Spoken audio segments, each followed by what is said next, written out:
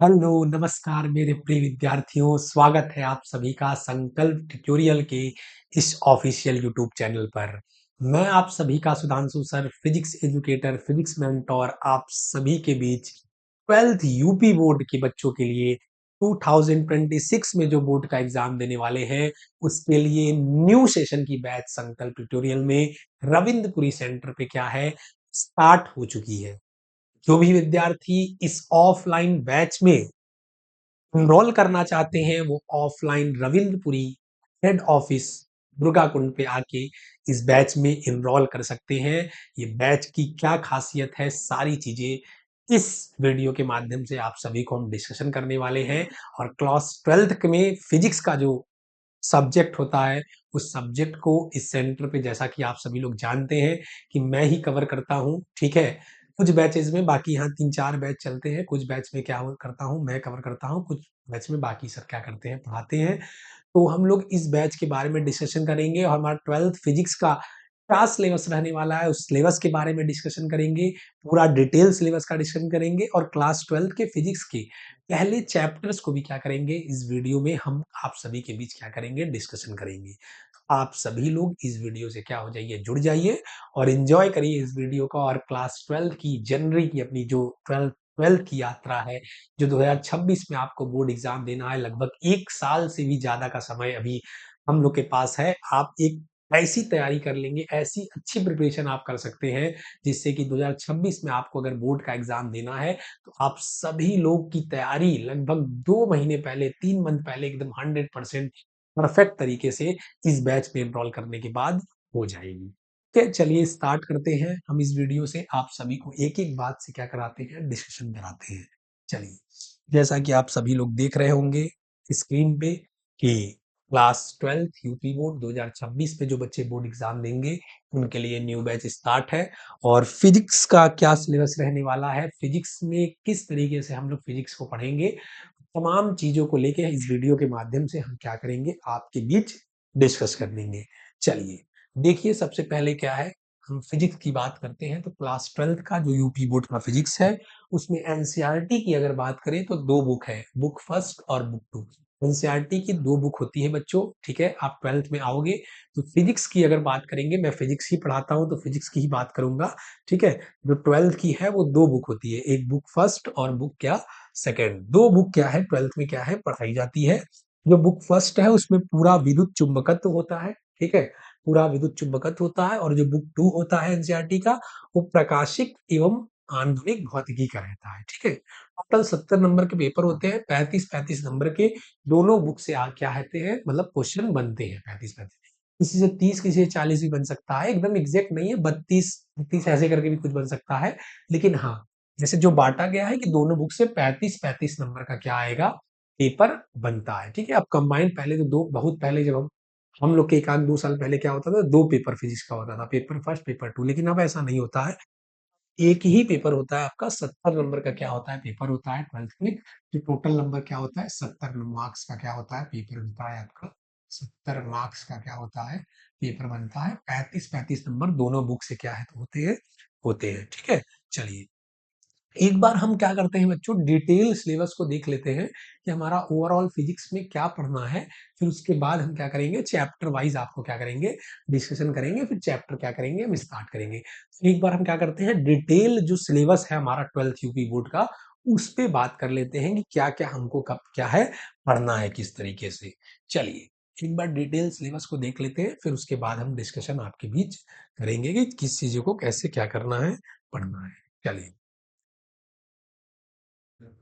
PDF के format में आप सभी को हम क्या किए हैं, जो सिलेबस है ओपन कर रहे हैं। जल्दी से आप सभी लोग इस सिलेबस को क्या की करिए, देखिए कि क्या हमारा सिलेबस रहने वाला है, ठीक है। ठीक, ये देखिए, भौतिक विज्ञान का मैंने सिलेबस क्या कर दिया है, निकाल दिया है। जो हमारा फिजिक्स है उसमें इस तरीके से चैप्टर क्या है रहने वाले हैं। पहला चैप्टर स्थिर वैद्युतिकी है, ठीक है। ये देखिए एनसीईआरटी में क्या है, इसमें दो चैप्टर है, ठीक है। सारी चीजों को मैं आपके बीच डिस्कशन करूंगा, इसलिए आप सभी लोग परेशान ना हो, ठीक है। जैसे स्थिर वैद्युतिकी जो इसमें लिखा हुआ है, ये क्या है, स्थिर वैद्युतिकी में क्या है, दो चैप्टर है एनसीईआरटी में। ठीक है, स्थिर वैद्युतिकी में क्या होता है, दो चैप्टर होता है। पहला चैप्टर है, इसका नाम है पहला चैप्टर का विद्युत आवेश एवं क्षेत्र, विद्युत आवेश एवं क्षेत्र। और दूसरे चैप्टर का नाम है विद्युत विभव एवं संधारित्र, विद्युत विभव एवं संधारित्र।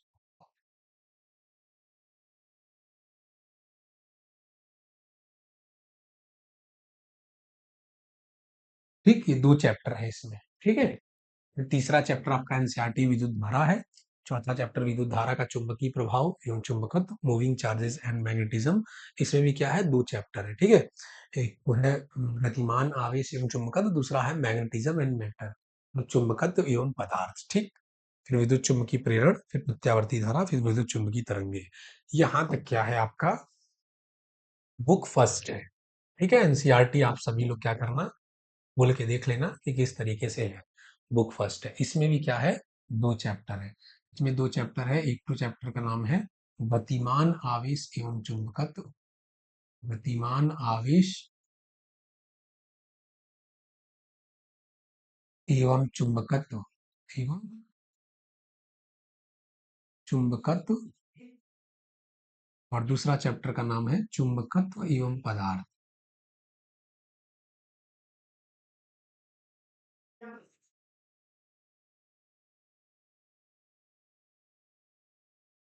दो चैप्टर क्या है, नहीं है, ये दो चैप्टर आप देख ही रहे होंगे। ठीक, चलिए विद्युत चुंबकीय।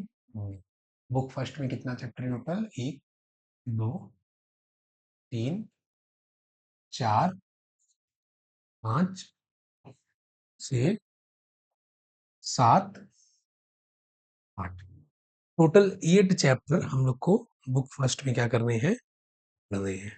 ठीक, टोटल 8 चैप्टर हम लोग को बुक फर्स्ट में क्या करने हैं, पढ़ने हैं बच्चों। ठीक, एक 8 चैप्टर बुक फर्स्ट में पढ़ने हैं।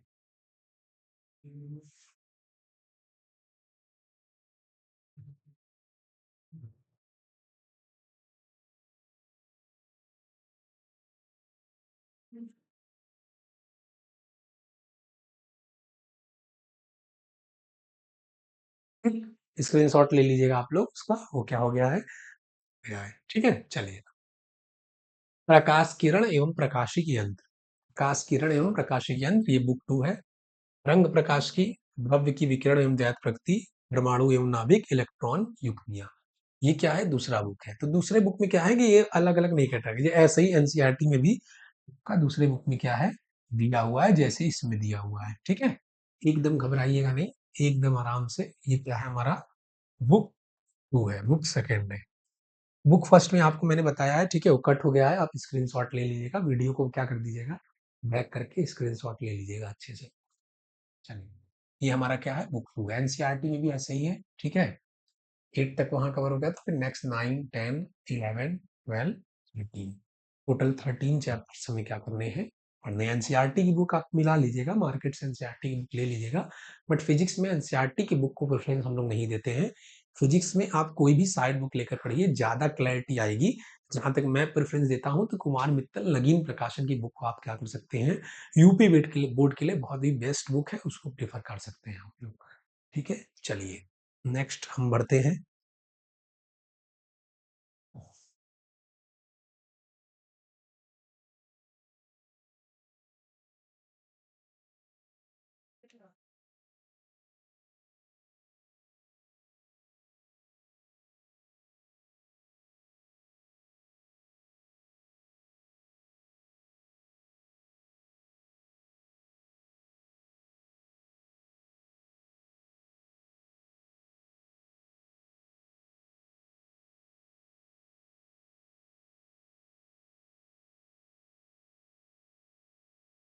यहाँ लगा दे रहा हूँ, इधर का पार्ट है। ठीक, और इधर का पार्ट को आप लोग वहां से क्या करना, नोट कर लेना। ठीक है, चलो अब हम आगे बढ़ते हैं इसी के क्रम में। इसी के क्रम में हम आगे बढ़ते हैं कि क्या हमारा सिलेबस हमने वाला है और किस तरीके से कौन कितने नंबर के क्या आते हैं पेपर मतलब बनते हैं, किस चैप्टर से कितने नंबर के क्वेश्चन बनते हैं, सारी चीजों को लेके हम क्या करेंगे, डिस्कशन करेंगे। चलिए, कितने चैप्टर हम लोग को पढ़ने हैं उस पे मैंने क्या कर दिया है, आप सभी को डिस्कस कर दिया है, आप सभी लोगों ने देख लिया है। अब हम देख लेते हैं कि कितने मार्क्स के कितने चैप्टर क्या है। ठीक है, ये हमारा क्या हुआ, पाठ्यक्रम कितने मार्क्स के कितने चैप्टर क्या है होते हैं, आप सभी लोग यहाँ से क्या कर सकते हो, देख सकते हो। ठीक है, यहाँ से आप सभी लोग देख सकते हो कि कितने मार्क्स के हमारे होते हैं। ठीक, हम्म, देख लो कितने मार्क्स के कितने चैप्टर आते हैं। बार मैं भी डिस्कशन कर दे रहा हूँ आपने। 70 नंबर का आपका थ्योरी होता है। ठीक है, टोटल कितना होता है, 100 नंबर का होता है। और 100 में क्या होता है, ध्यान से देखो, 70 नंबर का आपका थ्योरी होता है और 30 नंबर का आपका प्रैक्टिकल होता है। ठीक, ये हमारा क्या है, बुक फर्स्ट है, टोटल बुक फर्स्ट है। ठीक है, खंड ख जिसको कह रहा है बुक फर्स्ट है, और खंड ख क्या है, बुक सेकंड है। ठीक, ये बुक फर्स्ट है और नीचे क्या है, बुक सेकंड है। स्थिर विद्युत की से कितने नंबर का, 8 अंक का प्रश्न आएगा, मतलब वैद्युत आवेश वैद्युत क्षेत्र से और वैद्युत विभव एवं संधारित्र से। धारा विद्युत से आपका आएगा 7 अंक का प्रश्न। ठीक, धारा का चुंबकीय प्रभाव चुंबकत्व से 8 अंक के प्रश्न आएंगे। विद्युत चुंबकीय प्रेरण प्रत्यावर्ती धारा से 8 अंक के प्रश्न आएंगे। इसमें वेरिएशन आते हैं, मैंने डिस्कशन किया भी था एक बार ऑफलाइन क्लास जब लिया था कुछ दिन पहले। अभी न्यू बैच है, आप इसमें क्या कर सकते हो, इनरोल करा सकते हो, एडमिशन करा सकते हो। 35 अंक इससे, 35 अंक इससे। ठीक है, 35 अंक का आता है। ठीक, मैंने इसको यहाँ क्या कर दिया है, सेट कर दिया है। ठीक, चलिए,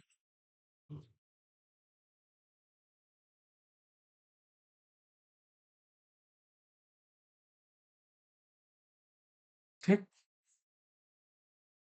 खंड ख से देख लीजिए ध्यान से, खंड ख से क्या रहने वाला है,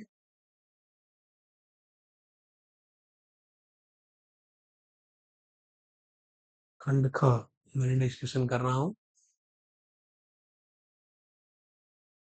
इससे भी क्या है, टोटल 35 अंक का प्रश्न आता है। ठीक है, बुक 2 से, प्रकाश की। ठीक है, द्रव एवं दैत प्रकृति, परमाणु नाभिक, इलेक्ट्रॉनिक युक्तियां। ठीक है, 13 अंक का इससे आता है। ठीक है, 6 अंक का इससे, 8 अंक का इससे, 8 अंक का इससे, टोटल 35 अंक का क्या आता है, यहाँ से भी आपका प्रश्न बनता है। ठीक है, तो संपूर्ण सिलेबस को मैंने डिस्कशन कर दिया है बच्चों। आप सभी लोग एक बार खुद से सिलेबस को क्या कर लेना, देख लेना। सारे सिलेबस को मैंने इस वीडियो में डिस्कशन कर दिया है। फिजिक्स के सिलेबस को बाकी सिलेबस बाकी के अध्यापक को बताएंगे ऑफलाइन क्लास में, आप सभी लोग जब आओगे तो। ठीक है, एडमिशन करा लो क्योंकि बैच स्टार्ट हो गया है और ये डिस्कशन मैंने कर दिया है। अब जो हमारा पहला चैप्टर है, ध्यान से देखना, अब जो हमारा क्या है, ये पहला चैप्टर है स्थिर विद्युत की, देख रहे हो, ये जो हमारा पहला चैप्टर है स्थिर विद्युत की। स्थिर विद्युत की में 2 चैप्टर देखो है, इसमें क्या है, 2 चैप्टर देखो है। एक तो है विद्युत आवेश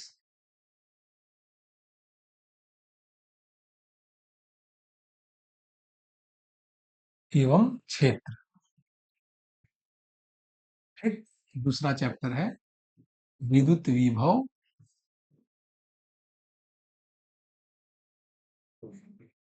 एवं संधारित्र।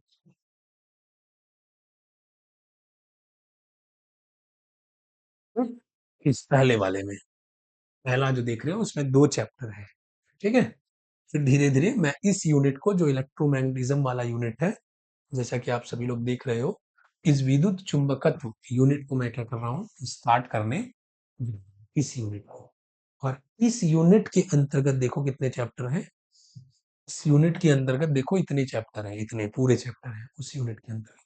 उसमें पहला जो चैप्टर है भाई, पहला जो शीर्षक है, ठीक है, उसमें 2 चैप्टर हैं। तो ये पहला वाला चैप्टर विद्युत आवेश एवं क्षेत्र में जा रहा हूँ क्या करने, स्टार्ट करने। ठीक, चलो। चलो बच्चों, सारे सिलेबस को मैंने डिस्कशन कर लिया इस वीडियो में। सारा सिलेबस आपको क्लियर भी हो गया है, पिक्चर क्या-क्या, कैसे-कैसे सिलेबस रहने वाला है 12th का और कैसे-कैसे हम लोग क्या करने वाले हैं, पढ़ने वाले हैं। अब हमारा ये पहला चैप्टर है विद्युत आवेश एवं क्षेत्र, इसको हम लोग डिस्कशन करते हैं बहुत ही बेसिक भाषा में, बहुत ही बेसिक शब्दों में। देखो बच्चों, ब्रह्मांड में जितनी भी वस्तु है, आप सभी लोग जानते हो कि सारी वस्तु परमाणु से मिलकर बनी होती है। और परमाणु किससे मिलकर बने होते हैं? इलेक्ट्रॉन, प्रोटॉन और न्यूट्रॉन से मिलकर बने होते हैं। जैसा कि आप सभी लोग 6, 7, 8th क्लास में इसको जानते होंगे कि परमाणु क्या होता है भाई। ये परमाणु का नाभिक होता है, उसमें प्रोटॉन होते हैं, न्यूट्रॉन होते हैं और इलेक्ट्रॉन उसके चारों ओर क्या करता है, चक्कर लगा रहता है। ब्रह्मांड के सभी कण परमाणु से मिलकर बने होते हैं, परमाणु से मिलकर बने होते हैं। All the particle, all the object made up of atom in the universe. ठीक है, अब ध्यान से देखो भाई, इस एटम से किसी तरीके से एक इलेक्ट्रॉन हम लोग क्या कर लें, निकाल लें। केमिस्ट्री में पढ़े होंगे क्लास 11th में, ठीक है। क्या पढ़ेंगे, आयोनाइजेशन एंथैल्पी नहीं होते, विद्युत इलेक्ट्रॉन निकालना, इलेक्ट्रॉन निकालने की टेंडेंसी, किसी भी परमाणु से इलेक्ट्रॉन निकालने की टेंडेंसी। किसी परमाणु से अगर मान लो अगर एक सोडियम परमाणु है बच्चों, उससे एक इलेक्ट्रॉन निकाल लिया जाए तो उस पर एक क्या होता है, पॉजिटिव।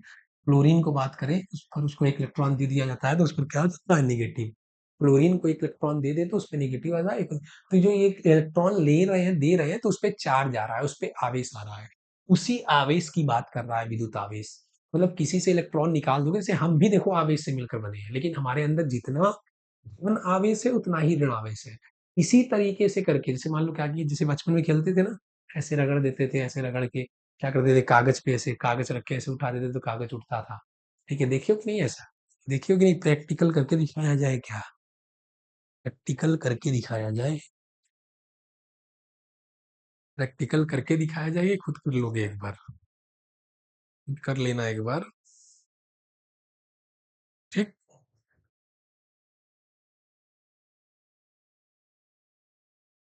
ठीक देख रहे हो। ड्राई हेयर पे क्या करते हैं, रब करते हैं। तो जब हम इसको रब कर रहे हैं बच्चों, तो क्या कर रहा है कि इस मार्कर से एक इलेक्ट्रॉन निकल जा रहा है, एक इलेक्ट्रॉन निकल जा रहा है। तो क्या हो जा रहा है, इसमें पॉजिटिव चार्ज आ रहा है, तो वो न्यूट्रल जो कागज है उसको क्या कर रहा है, अट्रैक्ट कर ले रहा है। ठीक है, तो दो चीज को रब करते हैं हम, तो क्या करता है, कोई बॉडी इलेक्ट्रॉन छोड़ देता है, कोई बॉडी क्या होता है, इलेक्ट्रॉन ले लेता है। तो इलेक्ट्रॉन का आदान प्रदान हो जाता है, इलेक्ट्रॉन का क्या हो जाता है, ट्रांसफर हो जाता है। तो अगर परिभाषा की बात करें, आवेश किसे कहते हैं, आवेश क्या होता है, किसी वस्तु में इलेक्ट्रॉन की कमी या इलेक्ट्रॉन इलेक्ट्रॉन की कमी, किसी वस्तु में इलेक्ट्रॉन की अधिकता या कमी आवेश को परिभाषित करती है।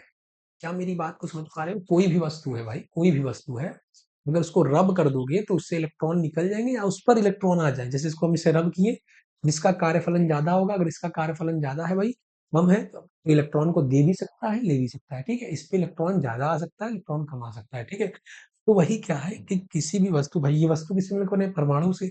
परमाणु भाई, सोडियम से एक इलेक्ट्रॉन निकल गया तो सोडियम पॉजिटिव चार्ज आ गया। क्लोरीन क्लोरीन पे एक इलेक्ट्रॉन आ गया तो क्लोरीन पे एक नेगेटिव चार्ज आ गया। तो वही कह रहा है कि किसी वस्तु में इलेक्ट्रॉन की अधिकता या कमी आवेश को परिभाषित करती है। ठीक है? तो देखो ध्यान से, आवेश समझ गए, आवेश क्या होता है, कोई भी वस्तु पे आवेश होता है, कोई भी वस्तु पर आवेश होता है। ठीक है, कोई वस्तु पर आवेश होता है, इस पर क्या है, आवेश हो सकता है। ठीक है, अब देखो ध्यान से, आवेश क्या है, अगर आवेश स्थिर है, इस पर एक आवेश स्थिर है तो वो वैद्युत क्षेत्र को उत्पन्न करता है। आगे इसको डिस्कशन करेंगे, लेकिन अभी समझो, कोई स्थिर आवेश है तो वो वैद्युत क्षेत्र को उत्पन्न करता है। ठीक है, फिर क्या है, कोई गतिशील आवेश रहता है, नियत वेग से गतिशील है तो वैद्युत क्षेत्र और चुंबकीय क्षेत्र, बी का मतलब है चुंबकीय क्षेत्र। चैप्टर में लास्ट में देखो, चुंबकीय वाला चैप्टर था, सिलेबस देखना। तो वैद्युत क्षेत्र और चुंबकीय क्षेत्र दोनों उत्पन्न करता है। तो अगर परिवर्ती वेग से क्या होता है, गतिशील आवेश रहता है, परिवर्ती वेग से गतिशील रहे आवेश, या त्वरित परिवर्ती वेग है तो तुरंत तो होगा ही, तो त्वरण रहेगा। तो इलेक्ट्रोमैग्नेटिक वेव्स, विद्युत चुंबकीय तरंग उत्पन्न करता है। क्या उत्पन्न करता है, विद्युत चुंबकीय तरंग। हिंदी मैंने नहीं लिखा है, आप नोट्स बना के क्या करना, हिंदी में लिख लेना कि विद्युत चुंबकीय तरंग उत्पन्न करता है। ठीक है, तो स्थिर आवेश वैद्युत क्षेत्र उत्पन्न करता है, नियत वेग से गतिशील आवेश वैद्युत क्षेत्र चुंबकीय क्षेत्र दोनों उत्पन्न करता है, और परिवर्ती वेग से गतिशील आवेश विद्युत चुंबकीय तरंग उत्पन्न करता है। ठीक है, आवेश क्या होता है, क्या समझ पाए आप, आवेश क्या होता है? ठीक? आवेश क्या समझ में आया आपको कि आवेश क्या होता है? किसी भी वस्तु में इलेक्ट्रॉन की कमी और इलेक्ट्रॉन की अधिकता आवेश को परिभाषित करती है। कोई वस्तु में इलेक्ट्रॉन कमी है तो समझ जाना कि उस वस्तु पर धन आवेश है, किसी वस्तु में इलेक्ट्रॉन की अधिकता है तो समझ जाना कि उस वस्तु में ऋण आवेश है। सारा खेल देखो इलेक्ट्रॉन का होता है। प्रोटॉन की कमी नहीं हो सकती, प्रोटॉन न्यूक्लियस में होता है। लेकिन अगर बात करें कि किसी वस्तु में प्रोटॉन की कमी है, कौन सा आवेश होगा? ये प्रोटॉन की कमी है, मतलब धन आवेश की कमी है तो ऋण आवेश ज्यादा है। जानते हो किसी परमाणु में जितने प्रोटॉन होते हैं उतने ही क्या होते हैं? इलेक्ट्रॉन होते हैं। किसी परमाणु में जितने प्रोटॉन होते हैं उतने ही क्या होते हैं? इलेक्ट्रॉन होते हैं। प्रोटॉन इलेक्ट्रॉन क्या है? बराबर है।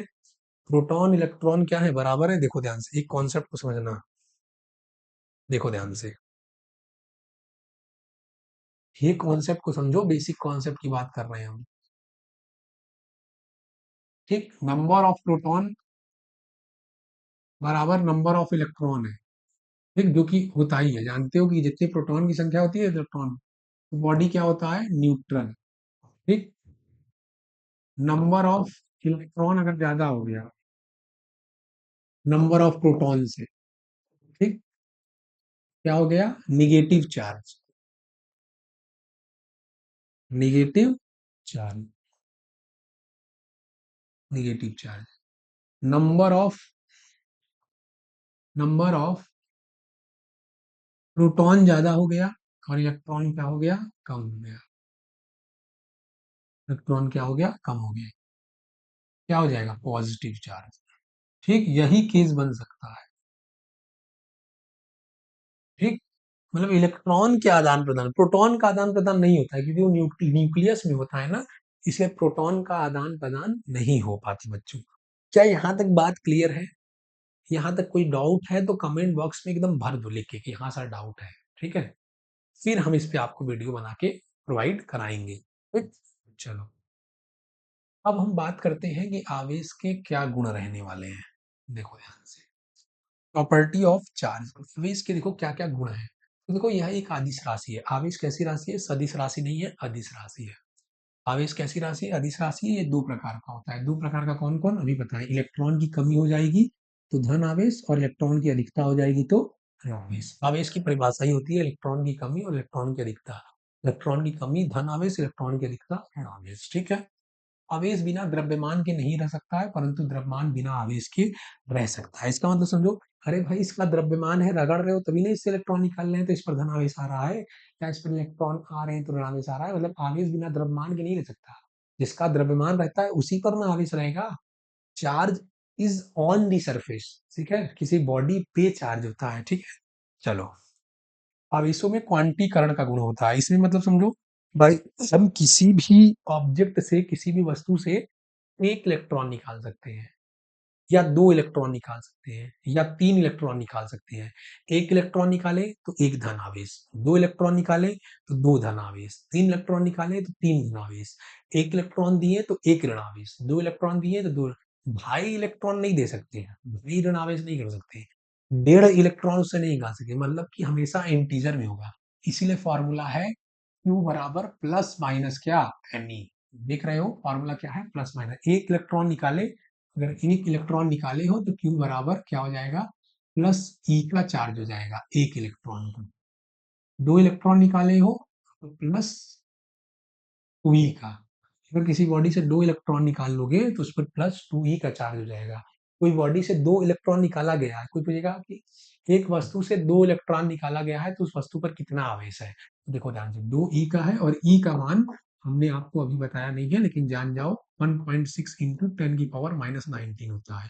मतलब 3.2 इंटू टेन की पावर माइनस 19 का गुलाम का धन आवेश है। किसी वस्तु से अगर दो इलेक्ट्रॉन निकाले हो तो उस पे 3.2 गुणे 10 की घाती माइनस 19 गुलाम का क्या है? धन आवेश है। ठीक है, चलो, क्वांटीकरण का मतलब समझ गए। अब देखो ध्यान से, आवेश का एक परिभाषा और किताब में लिखा रहता है, जिसको तुम्हें समझने की आवश्यकता है। आगे जाके एकदम फील हो जाएगा, लेकिन अभी समझ जाओ तो ज्यादा बेटर रहेगा। ठीक है, देखो, कह रहा है आवेश एक का भौतिक गुण है। आवेश क्या है? फिजिकल प्रॉपर्टी है किसी भी सब्सटेंस का, किसी भी पदार्थ का, किसी भी वस्तु का क्या है? गुण है आवेश।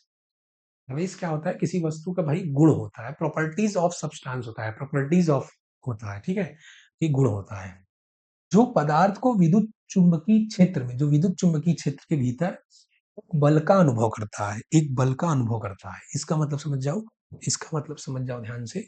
जैसे कि मान लो यहाँ क्या है, यहाँ मान लो विद्युत क्षेत्र है, ठीक है, यहाँ क्या है?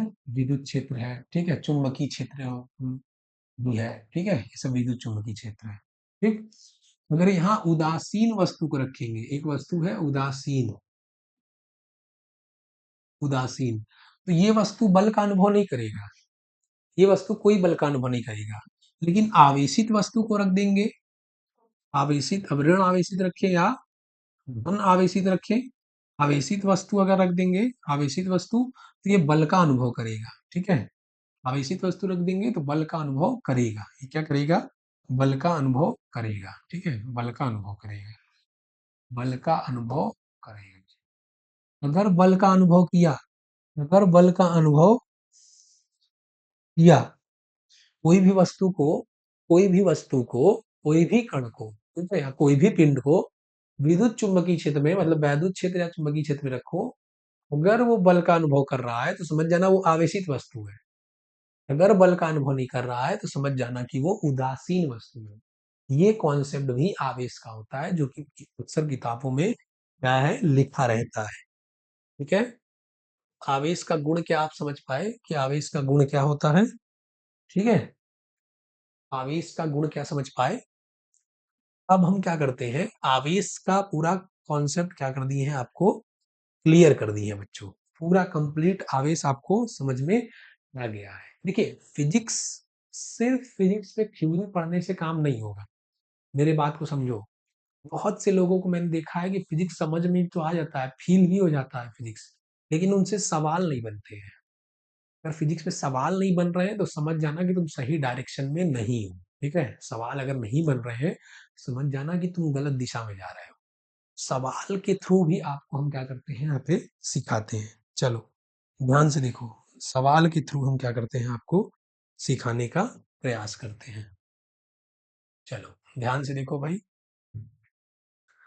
सवाल क्या है हमारा, बोला है, बोले हैं मैंने कि आप कुमार मित्तल की बुक को क्या कर लो, फॉलो कर लो।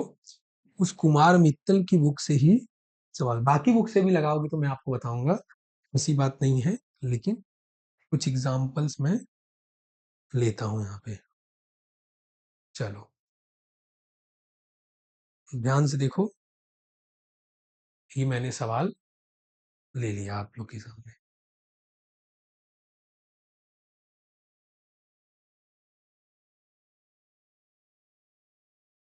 ये रहा सवाल, ठीक।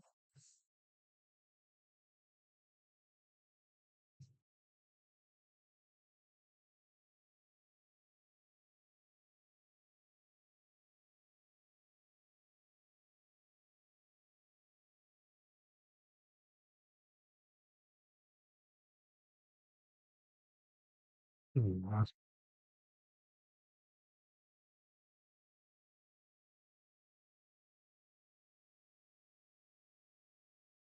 अंकित प्रश्न, ठीक है। कुमार मित्तल के नए बुक के अंकित प्रश्न है, ठीक है। आप सभी लोग देखो, लाइन बाय लाइन इस प्रश्न को लगाने का प्रयास हम कर रहे हैं, ठीक है। ध्यान से देखो, पहला क्वेश्चन पढ़ लो, दूसरा पढ़ो, सारे क्वेश्चन को लाइन बाय लाइन पढ़ो और लगाया जाए, ठीक है।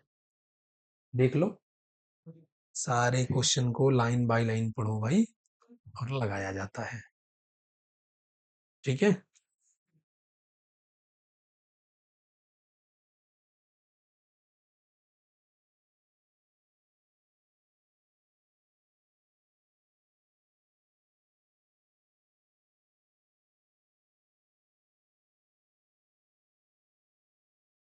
प्रश्न कह रहा है इलेक्ट्रॉन पर 1.6 इंटू 10 पर माइनस कूलाम ऋण आवेश होता है, अल्फा कण पर कितना आवेश होगा, ठीक है। तो देखो अल्फा कण क्या होता है, जो अल्फा कण होता है वो हीलियम का नाभिक होता है। किसका नाभिक?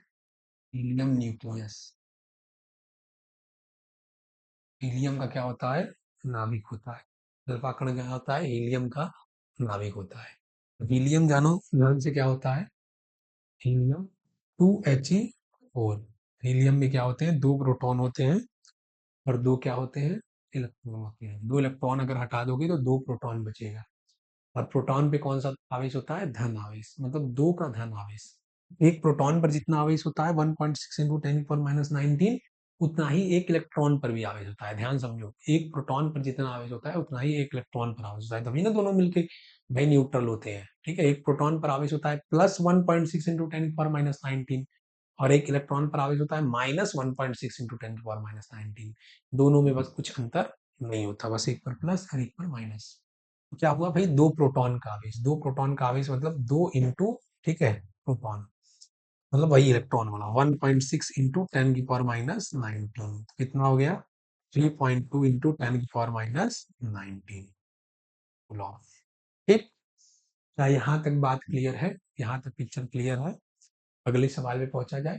चलो अगला सवाल देखो, कह रहा है कि एक चालक पर एक कूलाम ऋण आवेश है। एक चालक पर एक कूलाम ऋण आवेश है, इस पर सामान्य अवस्था में कितने इलेक्ट्रॉन अधिक हैं। फॉर्मूला होता है देखो भाई, Q बराबर एन ई। फॉर्मूला होता है ना, Q बराबर एन ई। एक कूलाम का ऋण आवेश है, एक कूलाम का क्या है, ऋण आवेश है। ठीक है, मतलब Q की वैल्यू दे दिया है एक कूलाम, Q की वैल्यू हमें दे दिया है एक कूलाम। ठीक, एन हमें निकालना है। कह रहा है देखो, ई हमेशा पता रहता है, ध्यान से समझना। ई की वैल्यू कभी तुमको अपने से पुट नहीं, वी ऐसा नहीं होगा ई की वैल्यू दिया रहेगा। अरे भाई ई की वैल्यू तुम्हें याद रहना चाहिए, 1.6 -1.6 इंटू 10⁻, लेकिन आवेश को क्या है, साइन के साथ मत लिखो। ई की वैल्यू क्या लिखो, डायरेक्ट 1.6 इंटू 10⁻19। एन बराबर हो जाएगा यहाँ 1/1.6 इंटू 10⁻9। ठीक, इसको सॉल्व करने आता है भाई, इसको सॉल्व करने तो आता होगा ना कि नहीं, इसको सॉल्व करने आता है। चलो बता दे रहा हूँ भाई, नहीं आता तो सॉल्व करने। देखो देखो भाई, एन बराबर पॉइंट हटा, ऊपर चला गया 10, ठीक है, हो गया 1/16। ठीक, इंटू 10 की पावर क्या, 20। ठीक है, 16 को काट लो भाई 1 से, पॉइंट लगाओ, जीरो, जीरो लगाओ, जीरो। ठीक है, पॉइंट लगा के जीरो। ठीक है, 16 5 जा क्या हो गया, 16 6 जा, 16 6 जा क्या हो गया, 86। 16 6 जा, अरे यार 16 6 जा क्या हो गया, पॉइंट लगा के जीरो लगाए एक, फिर जीरो लगा के एक, जीरो लगाए, 16 6 जा 96, चार इधर आ गया। ठीक, जीरो, 16 अंजा 16, 16 2 जा 32। ठीक, 8 आ गया। ठीक है, फिर क्या हो गया, 16 5 जा 80। देख रहे हो एकदम कट जा रहा है भाई, तो यहाँ आ गया पॉइंट इतना इंटू 20। पॉइंट जब भी सरकाओगे तो आ जाएगा 6.25 इंटू 10 की पावर इतना। क्या समझ आ रहा है, सवाल क्या होना चाहिए, फील होना चाहिए। ठीक है, इसमें क्या करना आप लोग, एक से लेके पूरा, एक से लेके 7 तक सारे सवाल को क्या कर लेना, लगा लेना। कोई सवाल अगर फंसेगा 1 से 7 में, कमेंट बॉक्स में रिप्लाई कर देना। ठीक है, आपको सवाल सॉल्यूशन क्या हो जाएगा, वीडियो के माध्यम से मिल जाएगा। क्लास 12th का जो ऑफलाइन बैच है बच्चों, वो स्टार्ट हो चुका है। आप सभी लोग 12th के ऑफलाइन बैच में एडमिशन करा लीजिए, इनरोल करा लीजिए। एडमिशन करके अपनी तैयारी को शुरू कर दीजिए। देखिए ऑनलाइन बहुत ही बेहतरीन ढंग से आपकी पढ़ाई नहीं होगा जब आप ऑफलाइन यहाँ आके पढ़ेंगे। कोई भी सवाल अगर आपको नहीं आ रहा है पूरी बुक में से, तो सारी सवाल यहाँ पे क्या की जाएगी, डिस्कशन की जाएगी। आपको कोई भी दिक्कत परेशानी नहीं होगी। प्रॉपर तरीके से, प्रॉपर वे में क्या हो जाएगा, फील किया जाएगा, क्योंकि दोनों वे से कन्वर्सेशन होगी। अगर आप ऑनलाइन पढ़ोगे तो सिर्फ सिंगल कन्वर्सेशन होगी, आपकी तरफ से भाई, हमारे तरफ से होगी तो आप नहीं सुनोगे, आपकी तरफ से होगी तो हम नहीं सुनेंगे, ऐसा कन्वर्सेशन होता है। लेकिन ऑफलाइन में क्या है, टू वे कन्वर्सेशन होता है, दोनों तरफ से कन्वर्सेशन होता है। आप जो भी क्वेश्चन, जो भी डाउट क्या कर सकते हो, पूछना चाहते हो, आप डायरेक्ट क्या कर सकते हो, पूछ सकते हो, सारी चीजें कर सकते हो। ठीक है, इस क्वेश्चन में, सारे क्वेश्चन में कोई भी डाउट हो, पीछे हम पढ़ाए, कोई भी डाउट हो, कमेंट बॉक्स में सीधे क्या करना, रिप्लाई कर लेना। ये नोट्स भी हम क्या करेंगे, आपको टेलीग्राम ग्रुप में शेयर कर देंगे, वहां से टेलीग्राम ग्रुप में ये नोट्स भी क्या करना, आप डाउनलोड कर लेना। ठीक है, जो भी बच्चे ऑफलाइन हमारे पढ़ रहे हैं, उनका अगर ये चार्ज का टॉपिक छूटा हुआ है, वो लेट में आए हैं, तो वो चार्ज यहाँ से क्या कर सकते हैं, कवर कर सकते हैं, पढ़ सकते हैं। अभी हम लोग कूलॉम्स लॉ क्या कर रहे हैं, ऑफलाइन में डिस्कशन कर रहे हैं, जो कि जस्ट इसी के बाद की आर्टिकल है कूलॉम्स लॉ, उस पे हम लोग चर्चा कर रहे हैं। ठीक है, जय हिंद बच्चों, पढ़ते रहिए, कोई भी दिक्कत हो तो याद करिए, आपके साथ संकल्प ट्यूटोरियल क्या है, सदैव क्या है। ठीक है, जय हिंद।